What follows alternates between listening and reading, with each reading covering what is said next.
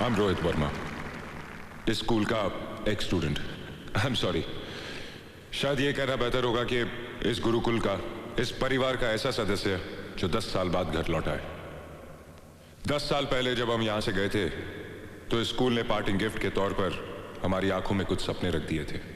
कुछ सपने तो सच हुए, लेकिन कुछ सपनों ने अपनी शक्ल ही बदल दी। हम में से बहुतों की शादियां हो गई, बहुतों के बच्चे हो गए, लेकिन कुछ लोग ऐसी कैटेगरी में भी आते हैं जिनका मामला noproposal.com पे अटका हुआ है।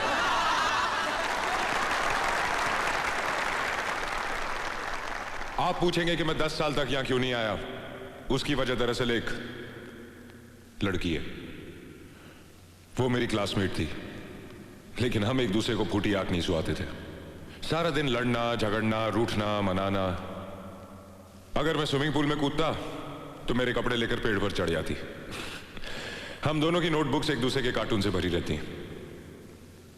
मिसेस डिसूजा डांट डांट के थक जाती, लेकिन हम बाज नहीं आते। मैं उसे मेंढकी कहकर चिढ़ाता था और वो मुझे बैंगन कहकर सताती थी। उसके एक बर्थडे पर मैंने एक प्रेजेंट गिफ्ट रैप करके दिया।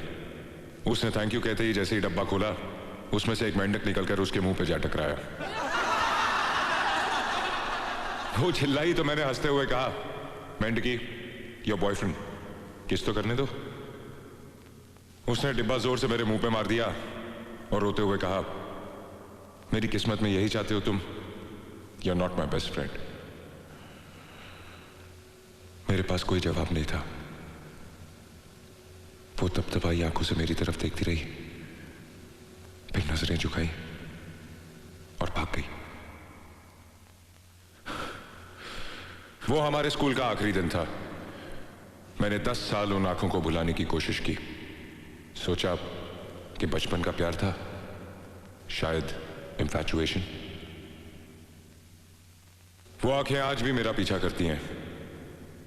And if I am lucky, वो आंखें आज भी इस ऑडिटोरियम में कहीं ना कहीं से मुझे उसी तरह देख रही होंगी।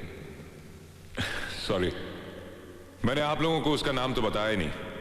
उस लड़की का नाम है नेहा।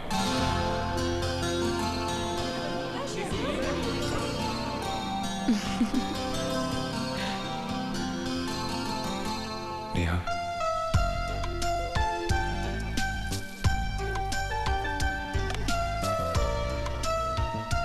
नेहा,